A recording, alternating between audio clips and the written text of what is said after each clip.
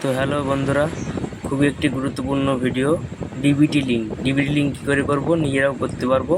গুগলে ব্রাউজারে গেলাম, ব্রাউজারে গিয়ে UMANG উমাং বলে সার্চ করলাম। ফার্স্ট ব্রাউজারে গেলাম, ফার্স্ট ব্রাউজারে যেয়ে ক্লিক করব, উমাং ওয়ান অ্যাপ বলে আছে। ক্লিক করার পর দেখতে পাচ্ছ, যারা আমার তো রেজিস্ট্রেশন করা আছে, যাদের রেজিস্ট্রেশন করা নেই তারা রেজিস্ট্রেশন করে নিও। প্রথমে উপরে দেখবে সার্চ বাটনে, সার্চে হাত দেওয়ার পর সার্চ করবে NPCI। তো সার্চ করে নিলাম NPCIর পর দ্বিতীয় নম্বরে দেখবে আধার সেটিং। দ্বিতীয় নম্বরে আধার সেটিং বলে সার্চ করবে।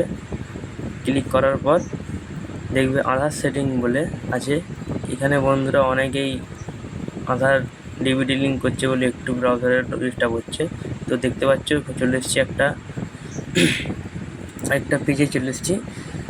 তো বাম দিকে দেখতে পাচ্ছ হোম লিখে আছে, হোমের নিচে আধার সেটিং।